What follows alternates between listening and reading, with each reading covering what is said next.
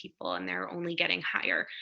During the uprising last summer, my neighbors and I came together to support and protect one another when white supremacists threatened to burn our neighborhood down.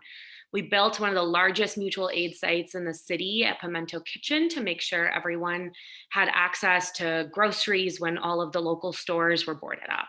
One of our neighbors taught us how to build wooden barricades so our streets would stay safe.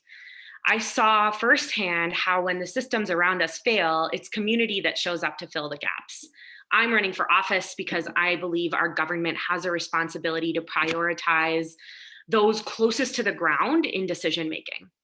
I have worked to elect progressive leaders to every level of government across the state. In the labor movement, I'm helping working people build a different and better world every day.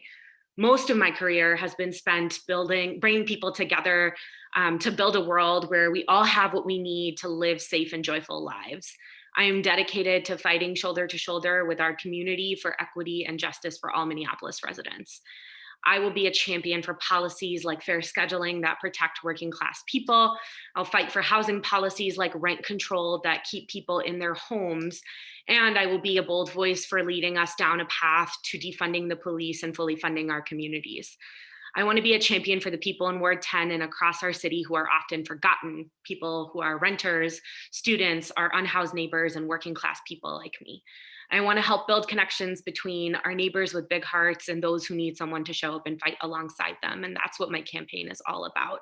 Thank you so much for inviting me to spend some time with you today. I'm really excited to dig into these questions.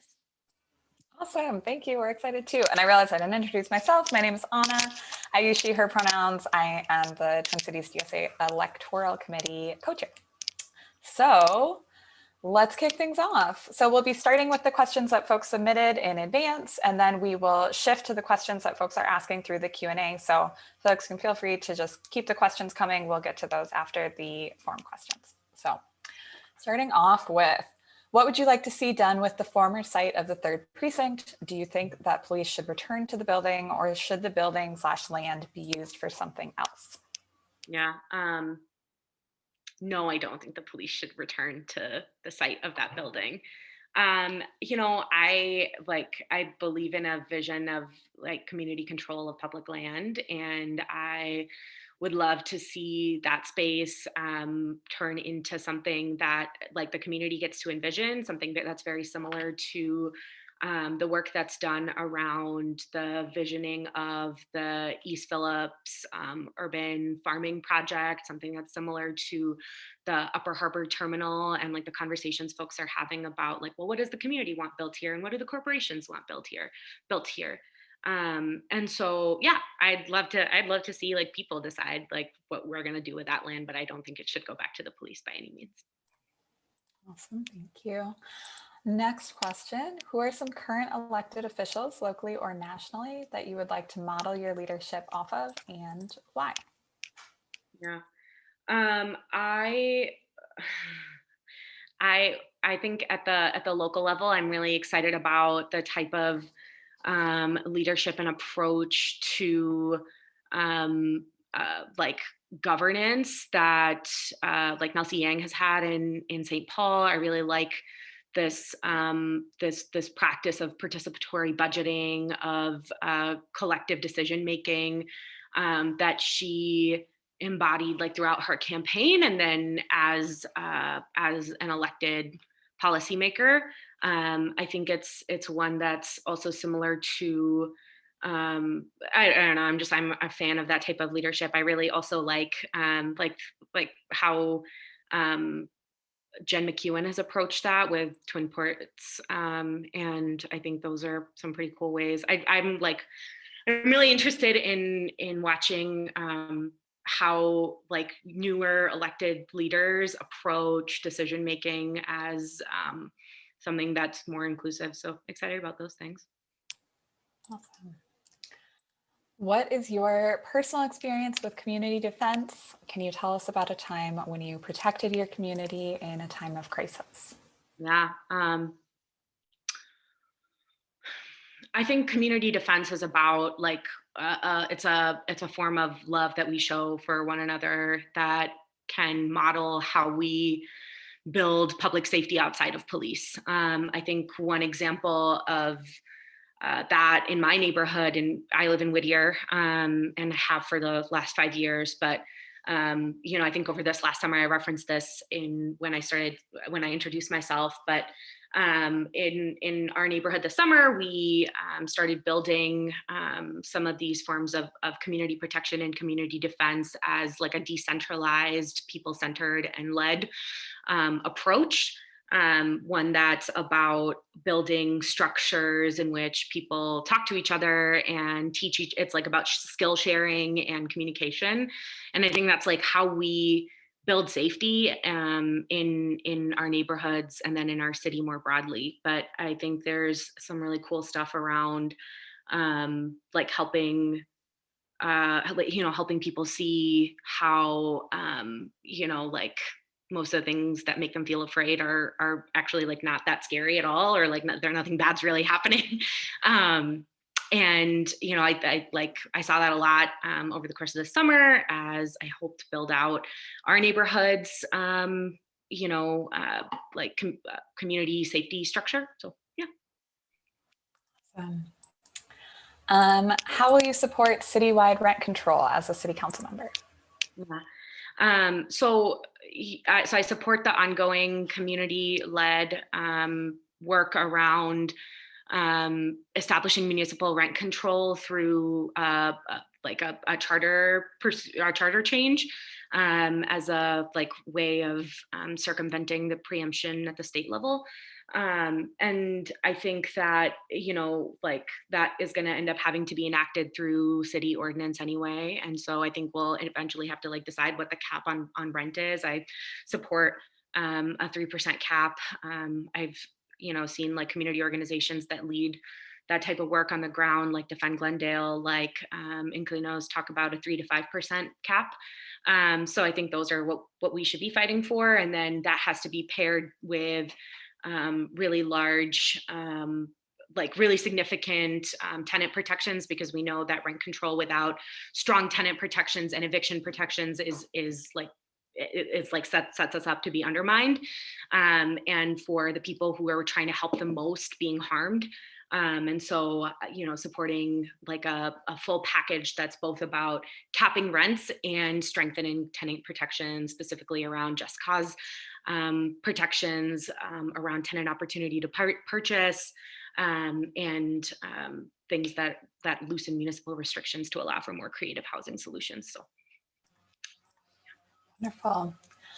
Minneapolis is facing serious challenges, and these issues have at most received only window dressing in terms of solution, example, training for police rather than real steps towards abolition or public safety beyond policing, or housing trust funds and motions towards first right of refusal legislation, while there's still over 100,000 units of housing affordable to the working class needed to meet the current needs, with no plans to actually meet that need ever.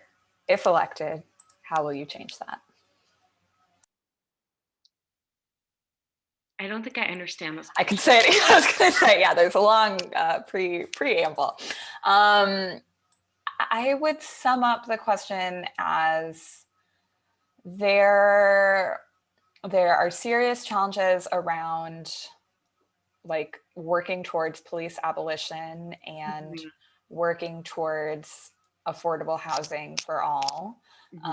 And the policy approach thus far has primarily been more cosmetic than actual. And so what would you do to ensure that instead of these window dressing solutions, we're working towards achieving substantive change, specifically with police and housing, but I would imagine also more broadly.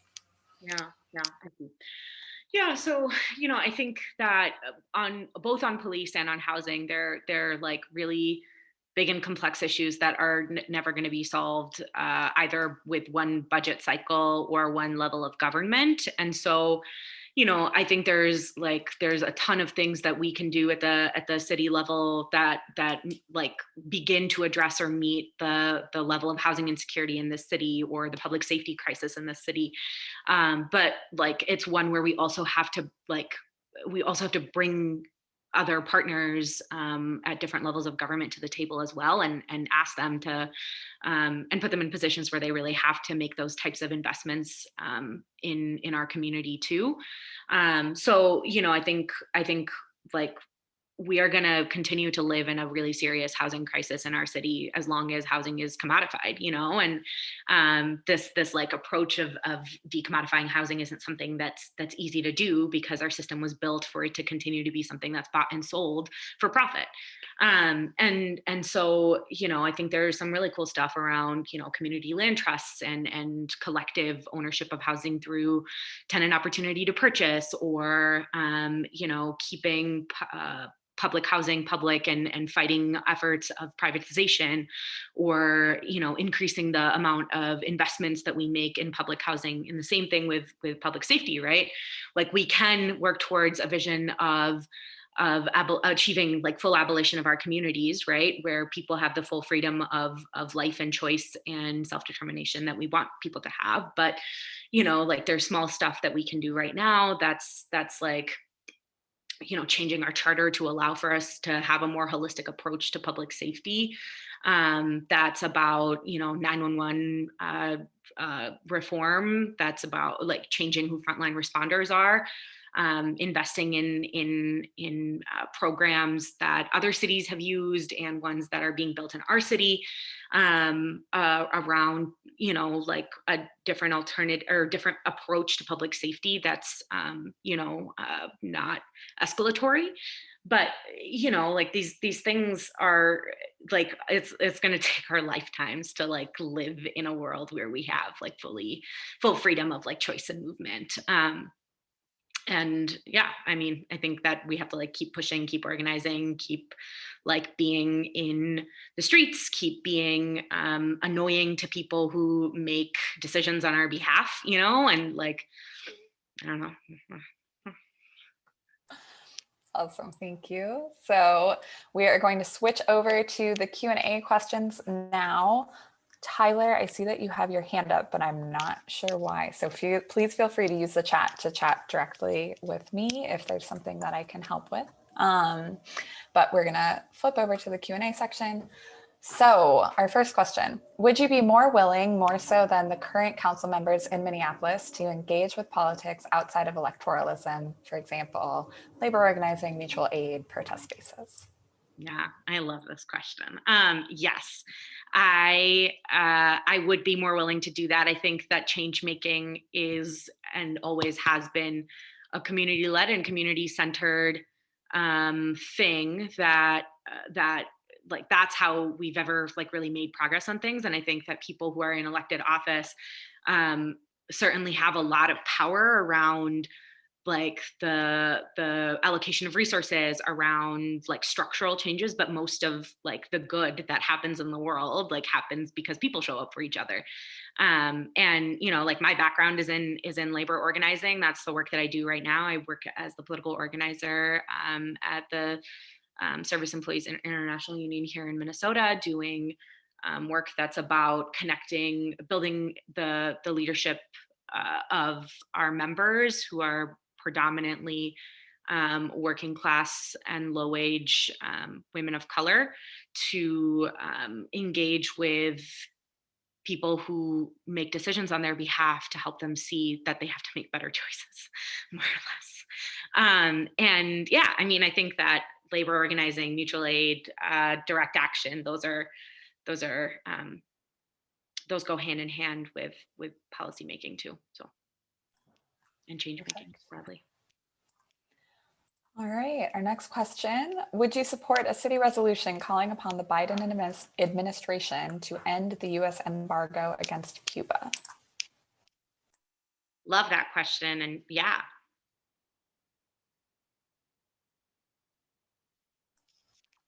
Great.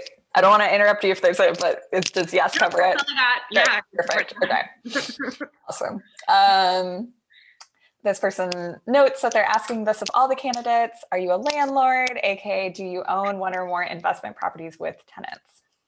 No, I am a renter and I have been most of my life. I'm a person who's experienced housing insecurity most of my life. And I have never had, neither has my family ever had enough access to credit and capital to own land that can then be uh, um, profited off of in the form of like rent and tenants. So.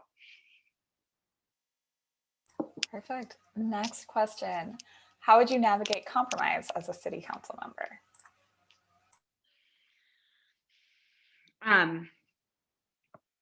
I think that as an activist, as an organizer, as a person in the labor movement, I navigate compromise every day, right? Whether it's in the workplace, whether it's in public, the responsibility of, you know, like the responsibility of us as like movement people and movement leaders is always to ask for more and ask for better, and to clearly, you know, be fighting for our values and asking for what people deserve. Someone has to hold the line on that, and it should always be our job to do that. And I think sometimes we have to accept that like accept the compromises that we're faced with, but it doesn't mean that we like stop asking for better and asking for what people deserve.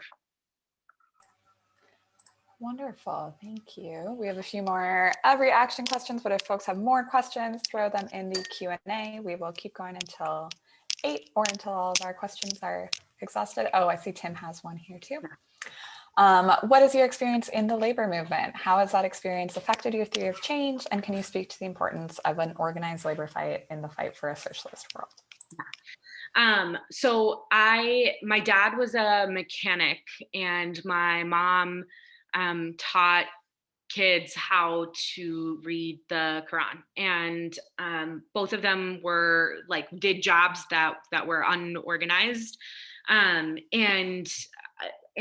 I came into the labor movement. God, I can't remember, but I started doing like community support work within the labor movement in 2016. And then I started working within at SEIU, which is the largest and which is the fastest growing and most diverse labor union in our state. And I think about the type of really I think about how I don't know. The labor movement has, I think, shaped my theory of change in that I see how much power exists on the shop floor, and how like so much of the work that we can do to change people's material conditions on a day-to-day basis happens in their workplaces, right? Whether it's about, people organizing and taking collective action and really, really learning to hate the boss, and or whether it's about like, making better wages, better conditions in the workplace, stuff like that. That's really how we build power. And like the more workers are in a union, the more we invest in the political education of members, the more we invest in the radicalization of members, and the more we, help them, participate in other forms of collective and direct action, and then, a series of escalations in that way. The sharper our movement is and the stronger our analysis is. And then, when I think about the role that like the labor movement has in the fight for a socialist world, it is through, like it's like that second piece, right? The stream of consciousness, the developed analysis of working people in like democratized workplaces, being able to see how that same relationship should also be applied to all parts of our lives, and that's how we build a more free world. And so I don't know, I think that's my approach to understanding the labor movement and my stake and my place in it. Wonderful.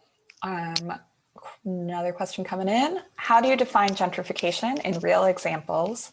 Would you consider a mixed affordable and market rate building that replaces a parking lot gentrification? Would you consider an all market rate building that replaces a parking lot gentrification? Why? I think about gentrification as the, like, in the battle between capital and people, capital winning, or or like in the in a community, community being pushed out for corporate interests, which is just a different way of saying the same thing. When I think about a mixed affordable and market rate building replacing a parking lot, I mean, in certain neighborhoods, it certainly is, like a mixed affordable and market rate building going up on the Lynn Lake intersection, it like probably isn't, but in like my neighborhood, it certainly is.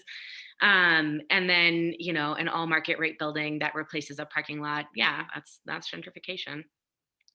It I think it's like about bringing, increasing density, certainly a good thing, but like bringing in people who um, are of a different class background than the people who live within the community, and specifically who have more access to capital, wealth, and are of a higher class background than the people who live in that community, and then pushing those people out, right? Because like that's how like market forces work within neighborhoods. Is like gentrification in practice. All right. What do you think the city's role in combating climate change is? Yeah. I learned the other day that something like 92% of all residents in Minnesota residents of color in Minnesota live in a place where the air pollution is higher than a safe amount, or like a recommended amount. And that number is higher in the city of Minneapolis. And I think about, like East Phillips and the North Side, the East Phillips Urban Farm, the Upper Harbor Terminal, and those like examples being perfect ones of like communities that experience a massive amount of environmental racism, and the way that corporate interests play like go hand in hand with perpetuating injustice within communities of color along like environmental, like in the context of like climate change, right? And I think there's like a lot of work that's about changing who has control of our communities and of the people who of like what happens within a neighborhood, what's built there, stuff like that. I'm thinking specifically about the fire at Northern Metals, and that places like Northern Metals, like the Herc, have to be shut down because they are not only like a really, really bad for our climate and our environment, they also inflict disproportionate harm onto Black and Brown residents and Indigenous residents in our city. I think we have to get our city on the path to fully renewable energy by 2030. I think we have a lot of work to do around making sure that all of our resident, and I think there's like work that we have to do around as our streets are being rebuilt, for them to be rebuilt for the future, and about prioritizing people who are using public transit, people who are walking, people who are biking. I think that, I think those are some steps around combating climate change. Awesome. If TCDSA could only endorse in one race this year, why is your race in Ward 10 the best one strategically? And also, what is your favorite Minneapolis restaurant? Okay. Ward 10 is the best place to endorse if you could only endorse in one race, because I see really clearly the stake that TCDSA has in the public safety fight and in the rent control fight. Um, Ward 10 is an 80% renter community. Whittier is a 90% renter neighborhood. It is one of the densest and most populous places for our people, right? Like our base, working class people, poor people, people of color in our city. And so, like, when we think about the type of base expansion we're going to have to do in order to win rent control in the city of Minneapolis to pass, the vote yes charter petition or charter change. That work is going to require like massive amounts of voter turnout within Ward 10, which will help then build for strong, like it will help like strengthen those campaigns and win citywide races and beat Jacob and all those things. So I think it's a strategic choice in that way. And my favorite restaurant in the city of Minneapolis is Harry Sings on 27th and Nicollet. It's 2 blocks away from where I live. And 2, Harry is the sweetest person I've ever met. And he just makes really good food. I don't know. Check it out. It's really small. The hours are so inconsistent. He just like opens when he feels like it. I don't know. Yep, can confirm. And a Ward 10 choice. Also. Best chicken wings in the city of Minneapolis. I will say it very decisively. Bold move. Great. A few more questions from the form. Can you tell us what your approach to community engagement will be and how will you bring the movement to city council? Yeah. I think that I think community engagement is often so a couple of things, right? First, I think community engagement is something that's used as like a shelter for people who don't want to make hard decisions to hide behind. So that's like one piece. The second piece is I think local government, and specifically like this office, is a great place to practice forms of people-centered decision making and community control in ways that you can't in like higher office or places where you're representing more people. So I'm really excited about the idea of participatory budgeting, participatory goal setting for the office.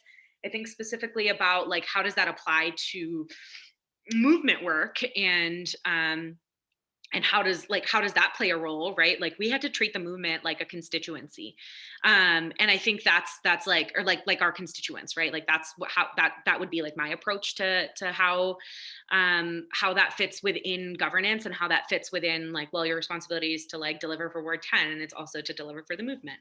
And I see the role of Twin Cities DSA as well as like other movement organizations in our city, thinking specifically about Inclinos, thinking specifically about, like Defend Glendale and, some of the public safety stuff, like, like Reclaim and other organizations in our city that do that work. And then also like worker centers and labor organizations. And how we should collectively be setting the goals for what the priorities for the 2-year term should look like, and then what success looks like, every few months. And I think that's how I think about incorporating the people I want to be representing within decision making. And then I think there's like more like day-to-day stuff, or the more like in practice over the long-term work, like regular town halls, office hours within the community. People shouldn't have to come all the way to City Hall in order to be able to access their elected officials, or like go all the way to St. Paul to be able to access their elected officials. So how are we like making that easier for people to access? Yeah. Awesome. If the charter amendment to create a Department of Public Safety controlled by the City Council passes, what are 3 concrete changes you would push the council to pass in order to change how MPD operates? Mhm.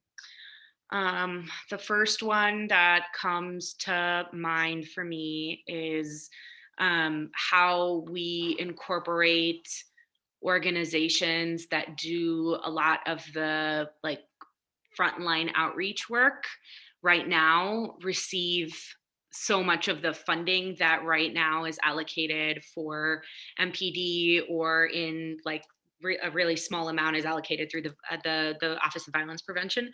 And so, like folks like the Southside Harm Reduction, or yeah, Southside Harm Reduction, and the Sex Workers Outreach Project, who do a lot of the work that like we somewhere in the back of our minds as a society believe that the police does, but they don't. Are should like some of that money should be allocated to frontline community organizations that are delivering a lot of this work right now. So that's one thing. I think that we have to, as a city, think about some really serious, comprehensive 911 reform, like the city of Chicago is working on, and work that is about changing who frontline responders are, so that we are, making sure that the people who are the best equipped to help are showing up when someone calls for it. And then I think the third thing, I'm really excited about working on this in my workplace. But I think so. At SEIU Local 26, there's a group of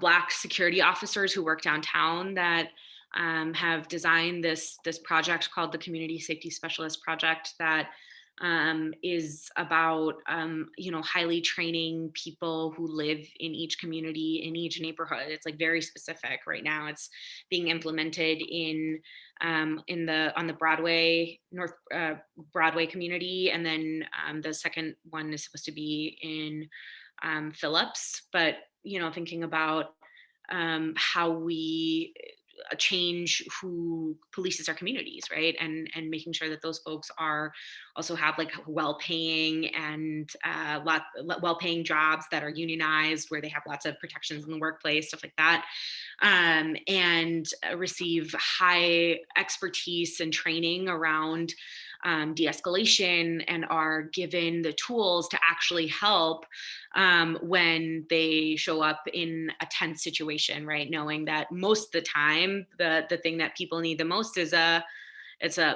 a bus ticket, or you know, or like someone to help them figure out where to stay that night, stuff like that. And that this is a group of people that is completely unarmed and fully demilitarized, that's like showing up, and people who are from the community. So I think that's like a program that I would love to see scaled up across the city. Yeah, I think those are 3 good first steps. Wonderful. What are your thoughts on the future of the Blue Line extension?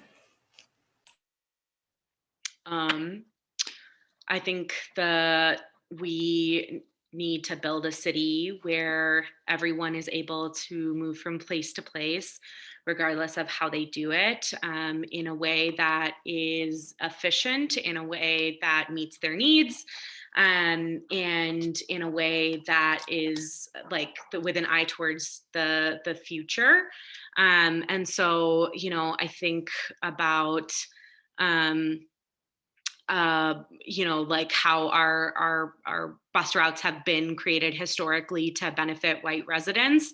And, I think that the Blue Line extension has to serve Minneapolis better with new routes.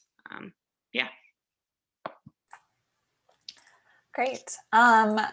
What are the top 3 issues or qualities that you feel like you bring to the table that are unique to you and make you a better choice for Twin Cities DSA endorsement and for the Ward 10 race more broadly than the other folks who are running?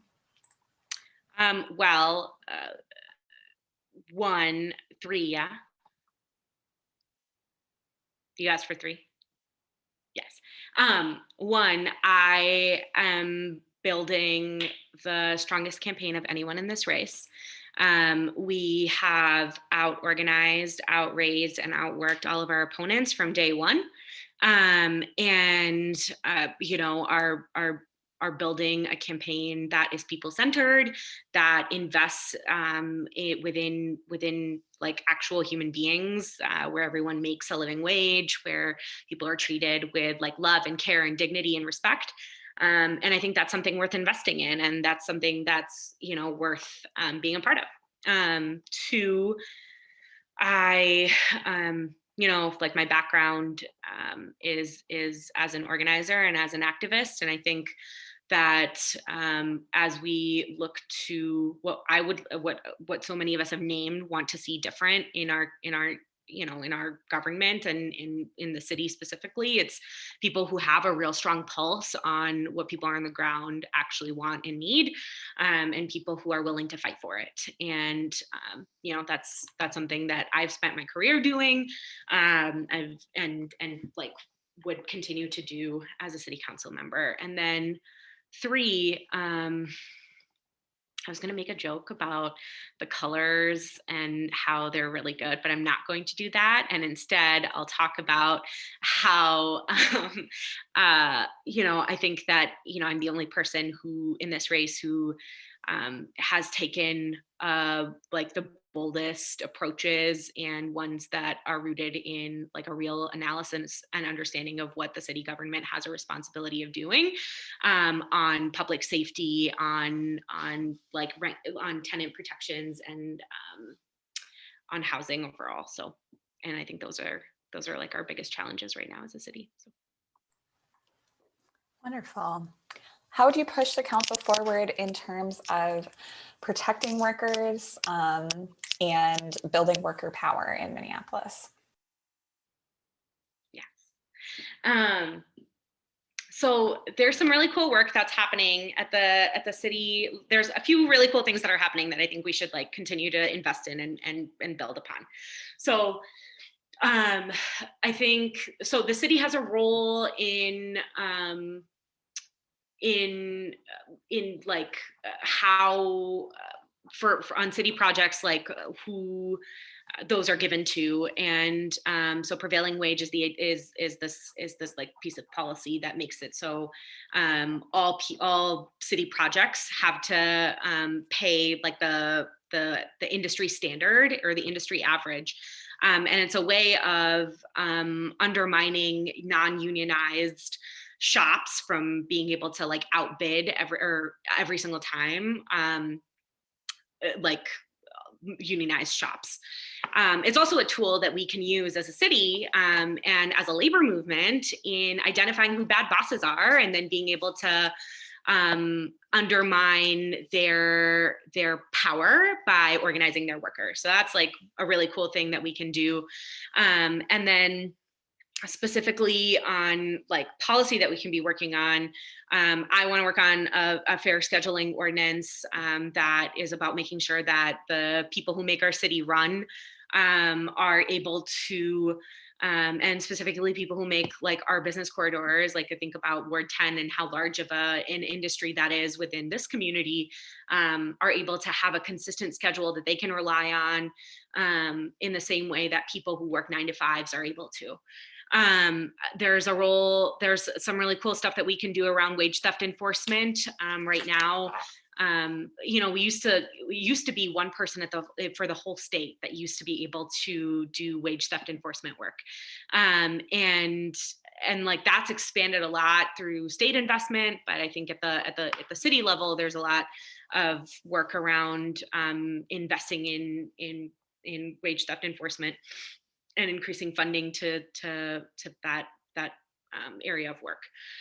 And then there's some really cool stuff that Unite here did around worker recall that applies really specifically to a smaller group of workers within the service industry. I think it would be really awesome if we were to expand that out to all service workers, so that people who have been affected by the pandemic, regardless of where they work, right, and like people who work in restaurants or people who are in unorganized workplaces, are still able to like go back to their job, and maintain their seniority.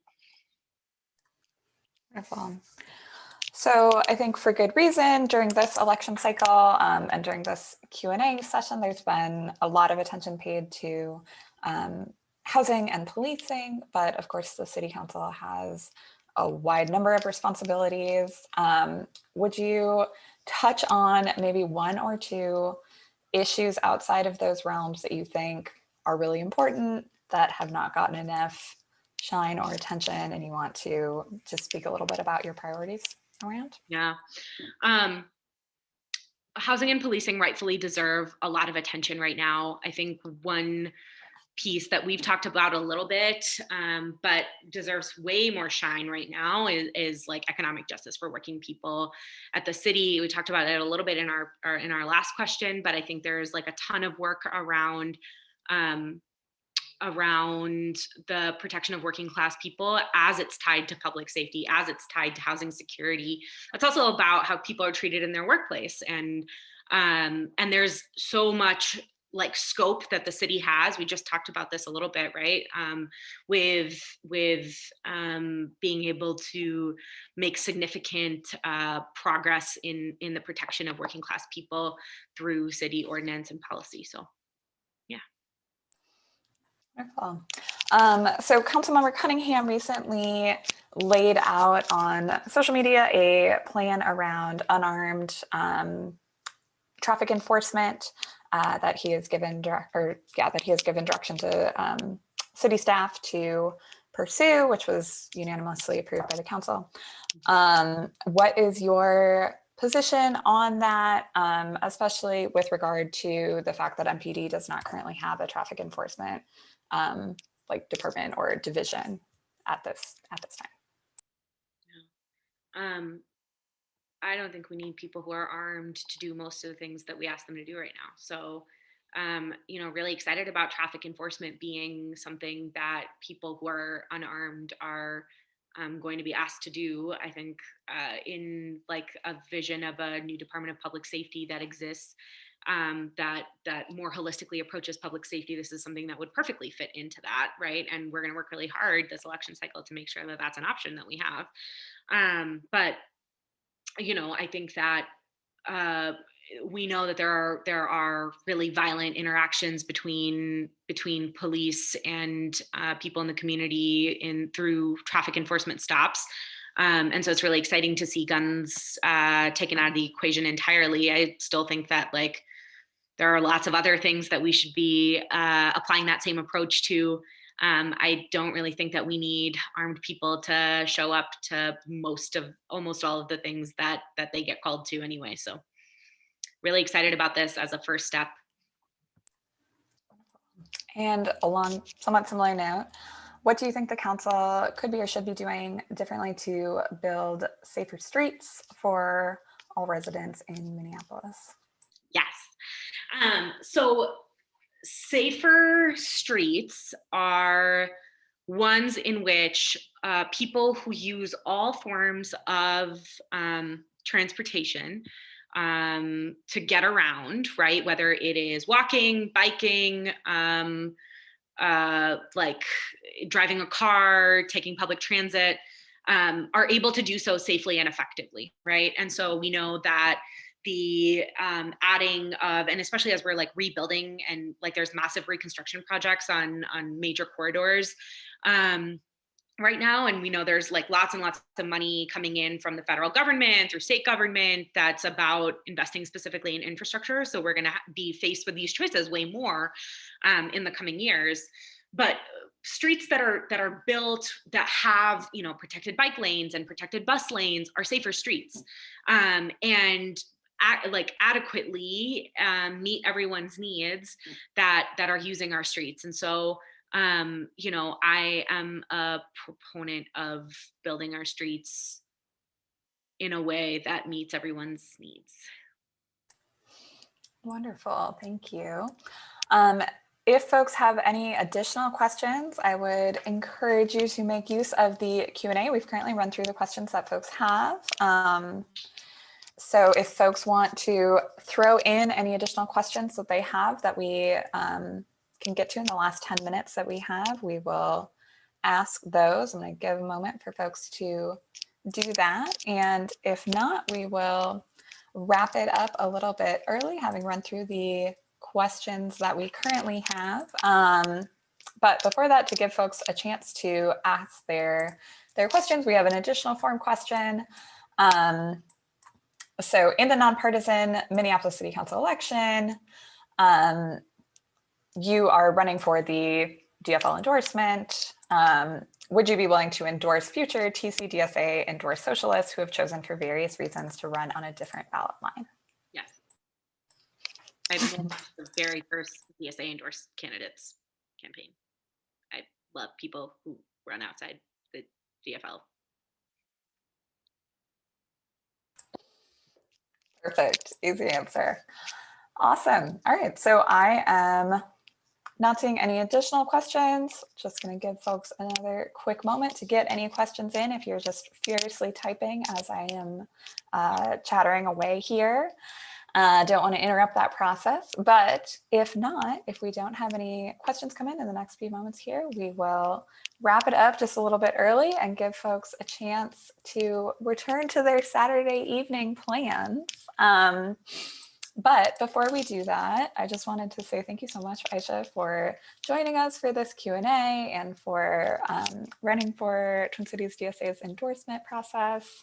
We really appreciate you taking the time, and thank you so much to the folks who attended for taking the time to watch this. And as I mentioned at the top of the hour, we will be putting the recording on the Twin Cities DSA wiki, so folks will have the chance to watch this back as they're considering making their endorsements for folks who might have missed it, etc. So if you have a friend who wished they were here, no worries, they can relive this experience virtually. Awesome. All right, with that, that's a wrap. Thank you so much, everyone. We will close it down. Love.